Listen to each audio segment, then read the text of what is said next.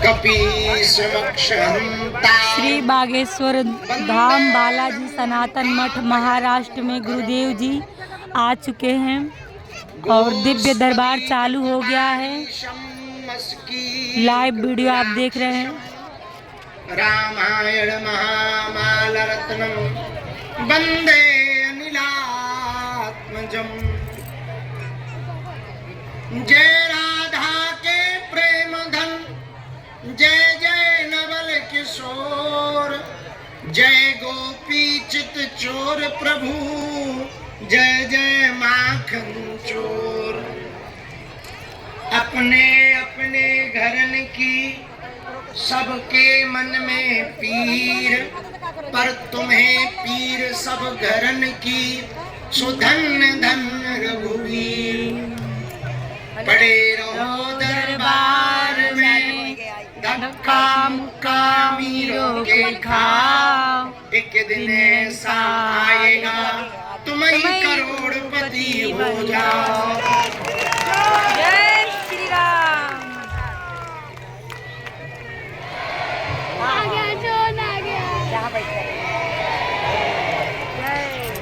कोई जल्दी बनेगा तो कोई लेट बनेगा, पर हमारे बालाजी का भगत एक दिन जरूर सेठ बनेगा।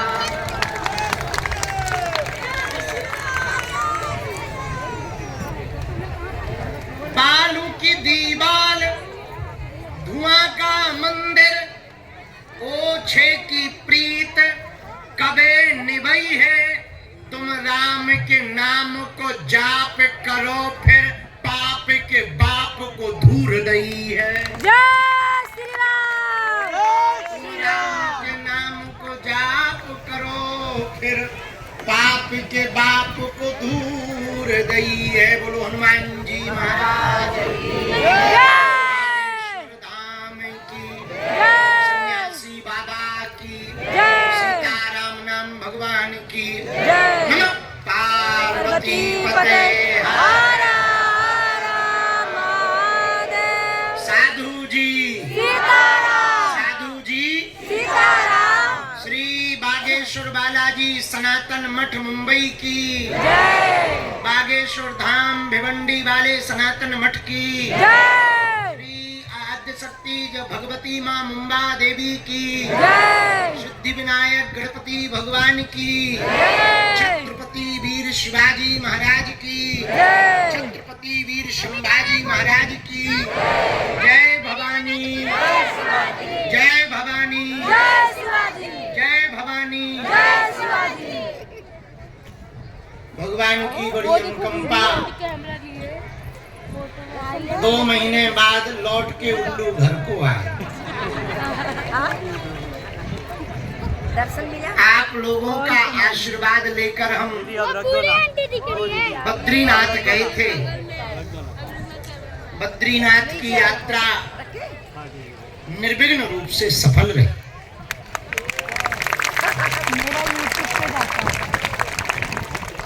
21 दिन की साधना में लगभग 10-11 दिन एक गुफा में व्यतीत किया। लगभग 9-10 दिन खाक चौक में हनुमान जी की छाया में रह करके साधना की। जय श्री राम। उसके बाद राजकोट के बाद कल रात्रि में श्रीलंका से वापस आए। हनुमान जी लंका गए थे। हम सीतामन जहाँ शोक वाटिका में माता जानकी जी रही वहां गए, और बागेश्वर धाम परिवार की तरफ से वहां 1 दिन का भंडारा करवाया। जय श्री राम।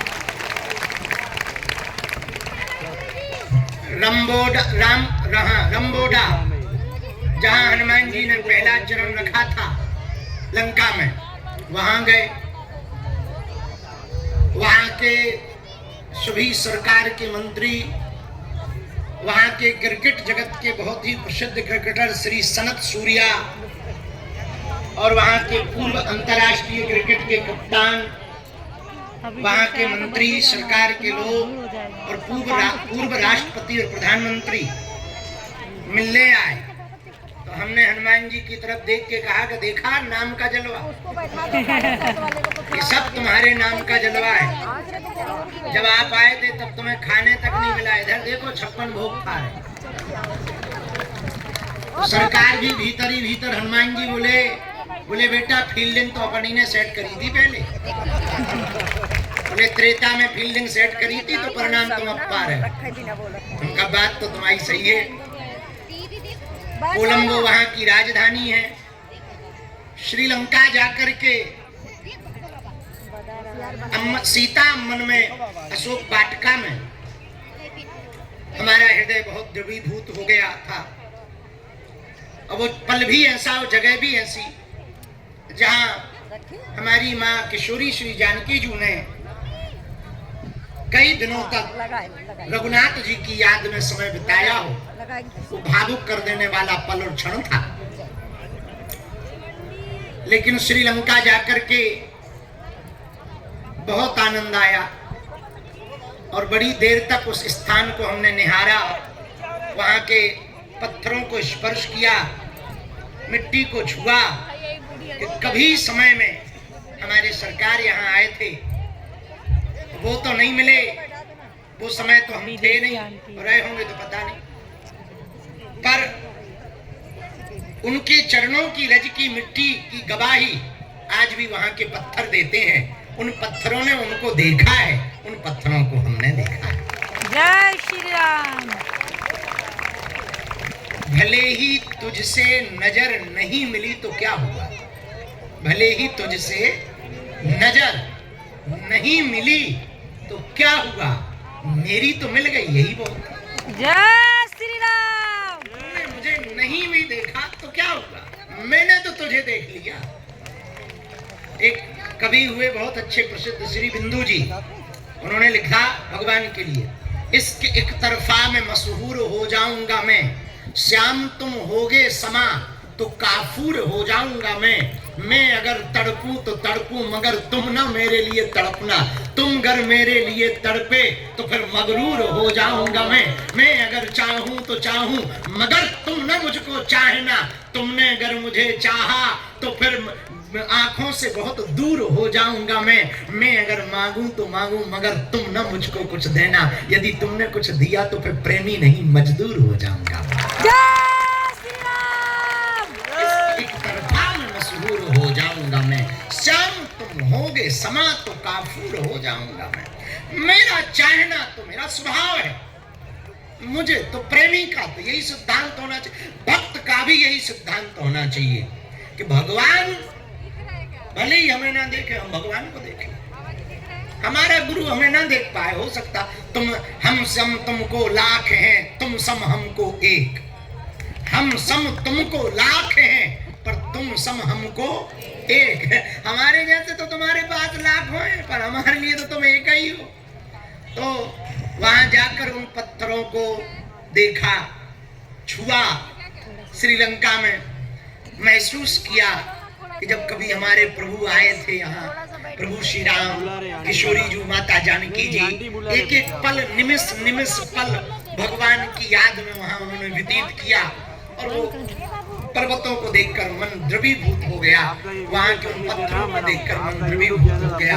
वहां की शायद कैपिटल है जकार्ता, राजधानी, वहां की राजधानी है जकार्ता। वहां कुछ लोगों को खुजली मची के गुरुजी आप आओ, तो उनकी खुजली मिटाने जा रहे हैं, कथा सुनाने जा रहे हैं, 3 दिन की कथा। तो वहां 3 दिन की कथा है, वो कथा सुना के फिर वापस बागेश्वर धाम जाएंगे, क्योंकि हमारा हैप्पी वाला बर्थडे आ रहा है। 4 जुलाई को हैप्पी वाला बर्थडे है, और इस बार का जन्मोत्सव हमने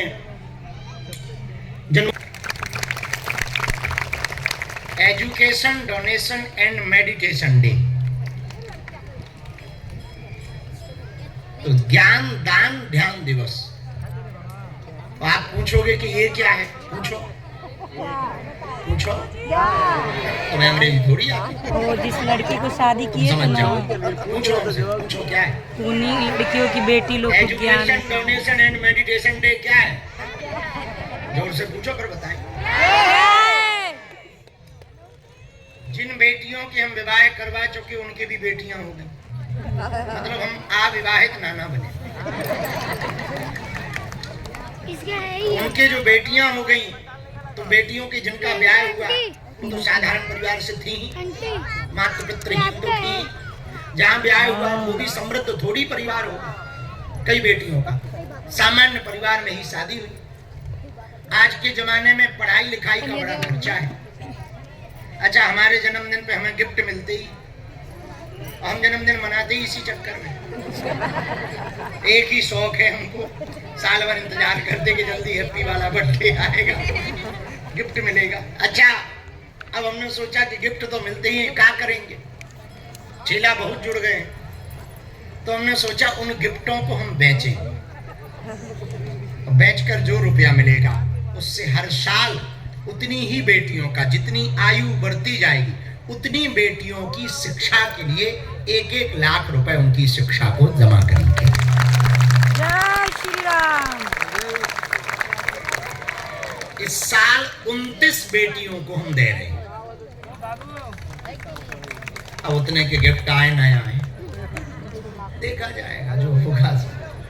पर किसी को भोजन कराओगे तो वो शरीर में 24 घंटा तक रहेगा, फिर निकल जाता है। पेट सफा, हर रोग दफा। किसी को पानी पिलाओगे वो 5 या 6 घंटे शरीर में रहेगा। किसी को कपड़े खरीद कर दोगे वो 1 साल तक शरीर पर रहेगा। पर किसी को यदि शिक्षा दोगे तो वो जीवन भर उसके साथ रहेगा। रहेगी कि नहीं? तो धोखे से मान लो वो कोई अधिकारी बन गया या बन गई बिटिया, SDM, collector, IPS, engineer, doctor, master, तो पूरे जीवन भर यही कहेगी जैसी हमारे जीवन को बनाया, जिसने सहयोग किया उसका जीवन बनाया। हम तो अंग्रेजी सीख नहीं पाए। आजकल हमको एक ही दिक्कत अभी हम गए थे जहाँ कल थे, वहाँ की भारतीय उच्चायोग, भारतीय जो दूतावास है, योगा डे पर उन्होंने हमको आमंत्रित किया था। तो वहाँ high commission of India house, ऐसे कहते, high commissioner of India house, यही कहते। उनके यहाँ गए, वहाँ जो हमें मिलने आवे सब अंग्रेजी बोले और हमारे तो मुंह के ऊपर से निकल जाए। बोलते रहो, हम तो yes, no, very good, thank you,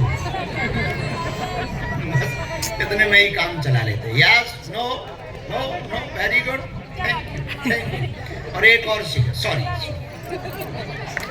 अच्छा, विदेशों में बड़ा अच्छा जलवा है हमारा, लोग भले ही धक्का ना मारे, सॉरी जरूर बोलते, बगल से सॉरी सॉरी, हम भी कहते कोई बात नहीं, कोई बात नहीं, होता रहता है। अच्छा, फिर वो देखने लगते कि कह क्या रहे। अच्छा, उन्हें हमारी बात समझ में नहीं आती, हमें उनकी नहीं आती। भगवान की बड़ी कृपा है, तो वो हमारे मुंह की तरफ देखते हैं, हम उनके मुंह की तरफ देखते हैं। बाहर में जाओ, लोग हमसे कहते हैं आप अंग्रेजी सीख लो, हम कहते थे इनसे कहो हिंदी सीखे। हमें खुजली मची, आशीर्वाद तो इन्हें लेना है। जहाँ 1-2 को चमत्कार दिखाओ, एक आध नाम बताओ तो उतने में पकड़ लिया। तो फिर पीछे पीछे घूमते थे।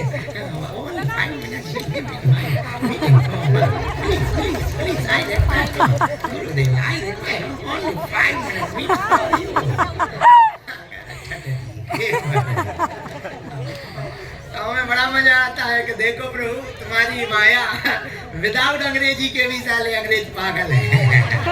इसी को तो हनुमान जी का जलवा कहते हैं। तो हमें कई बार ये समझ नहीं आता, संसार के रहो या केवल परमात्मा के रहो। केवल संसार के रहोगे तो बहुत बढ़िया, और केवल परमात्मा के रहोगे तो और बढ़िया।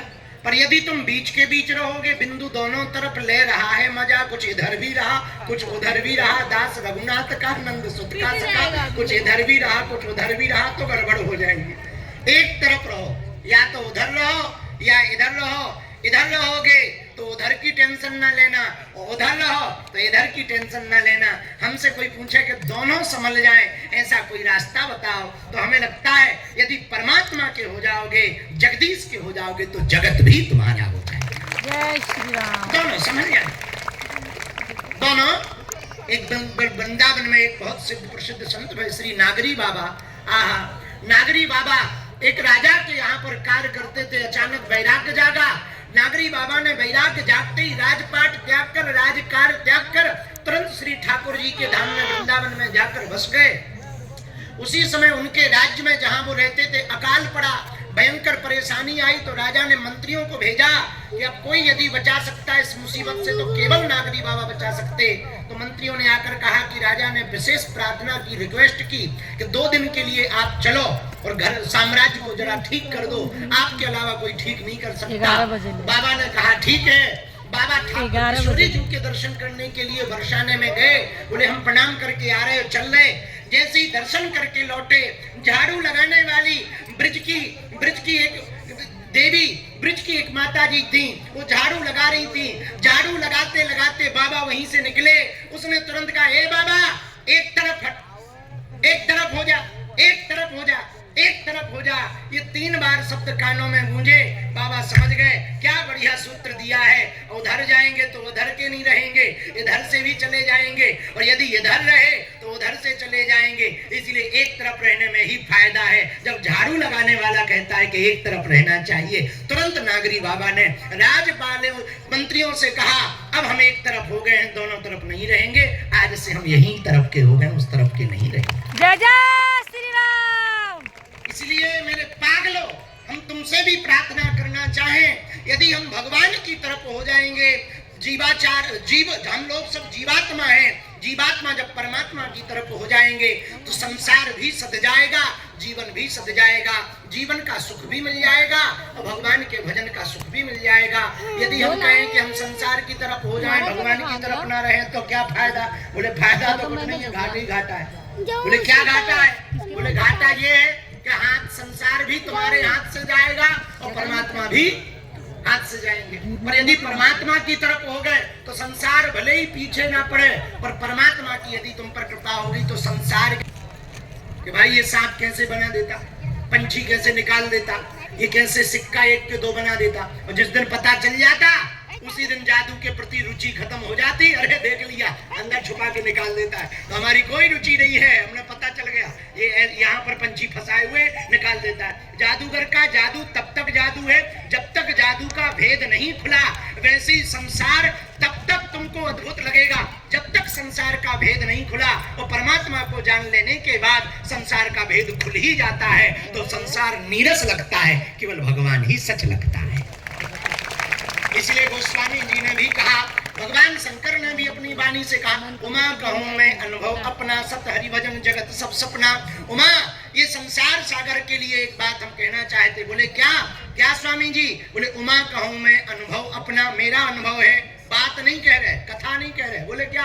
अनुभव है, प्रैक्टिकल, दिस इज प्रैक्टिकल। बोले क्या प्रैक्टिकल? बोले सत्य हरि भजन, भगवान का भजन ही सत्य है। सत्य हरि भजन जगत सब सपना, संसार सागर सपने के समान है, केवल भगवान का भजन ही सार है, बाकी सब बेकार है, बेकार। दूसरी बात सुनो, दूसरी बात यह है प्रियजनों कि संसार में आकर के मनुष्य तन पाकर के यदि भगवान का भजन नहीं किया तो हम लोग मनुष्य तन पाकर के भी मनुष्य तन की उपलब्धि, मनुष्य तन की सदुपयोगता नहीं किए कर पाएंगे। कान दिए सुन भय को, सत्संग सो जीव दई भज मोहन को, दान के कार्य दिए 2 हाथ सो पाँव दिए तीर्थ घूमन को। बोले कान किस लिए दिए? बोले भगवान के भजन सुनने के लिए। आंखें किस लिए दी? बोले आंखें भगवान के संतों को देखने के लिए दी। कौन से संतों को? जो भगवान के लाडले संत हैं। अच्छा, भगवान के लाडले संत कौन हैं? जो भगवान से नहीं चाहते, भगवान को चाहते, उन संतों। और जो आंखों से संतों के दर्शन नहीं करते, बोले उनकी आंखें कैसी हैं? बोले हैं तो, पर ऐसी हैं। बोले कैसी? बोले जैसे मोर के पंख में नकली आंख लगी वैसी। लोचन मोर पंख कर लेगा, सपनों संत सर दर्श नहीं देखा। लोचन मोर पंख कर लेगा, जिन्होंने स्वप्न में भी सच्चे संतों के दर्शन नेत्रों से नहीं किए, उनके नेत्र मयूर के पंख के समान, नकली आंख के समान है। बोलो सीताराम, सीताराम। अच्छा, कान, कान बहुत बढ़िया है। तो कान किस लिए दिए? जिसको सुनने के लिए। नहीं नहीं, फिल्मी गाना सुनने के लिए ना ना, सत्संग बोले किस लिए दिए? कान दिए सुनबे को सत्संग। कौन सा सत्संग? जिसमें भगवान के प्रति आसक्ति बढ़े, प्रेम बढ़े, ऐसा सत्संग जिससे भगवान के प्रति प्रेम हो, ऐसा सत्संग सुनने के लिए भगवान ने कान दिए। और हम लोग सुन क्या रहे? फलाना बदनाम हुआ ठिकाने के लिए। हम लोग सुनिए रहे। और सुनना क्या चाहिए? भगवान की मधुर मधुर वाणियों को, भगवान की गाथाओं को, भगवान के नाम कीर्तन को सुनना चाहिए। तीसरी बात, हाथ किस लिए दिए? हाथ दान के काज दिए, दो हाथ दान के काज, दोनों हाथ दिए। अच्छा, पैर किस लिए दिए? पैर ऊटी शिमला घूमने थोड़ी दिए, बोले किस लिए दिए? पांव दिए तीर्थ भूमन को, मंदिरों के परिक्रमा लगाओ, तीर्थों में जाओ, गुरु दर्शन करो। देखो, दो मुखी व्यक्ति होता है। कितने मुखी? दो प्रकार से दो मुखी होकर जीवन जी सकते। पूछो कौन कौन? पूछो पूछो कौन कौन? एक मनमुखी, दूसरा गुरुमुखी। एक मनमुखी, दूसरा गुरुमुखी। मनमुखी सदा दुखी, मनमुखी सदा दुखी। अच्छा, मन कहता है चाउमीन खाओ, मन कहता पिज्जा खाओ, मन कहता रबड़ी मालपुआ लाओ। अब मन कहता हो तुम मन की मानते जाओगे तो खाते खाते 200 केजी के हो जाओ। अच्छा, खाते खाते वजन बढ़ा, फिर लीवर खराब, फिर फैट बढ़ गया, फिर वेट बढ़ गया, फिर गेट कम पड़ गया और सेठ हो गए, फिर बड़ा गड़बड़। तो मनमुखी होने के कारण देखो हो गई गड़बड़ी। मन तो कहता है खूब चाय पियो, ज्यादा चाय पीने से भी भूख मर जाती है, नींद छूट जाती है, खराब होती है। पर मनमुखी होने का यही अपराध है कि ज्यादा मनमुखी होना ठीक नहीं है। अच्छा, एक होता गुरुमुखी। गुरुमुखी क्या? बोले मनमुखी से, मनमुखी सदा दुखी, गुरुमुखी सदा सुखी।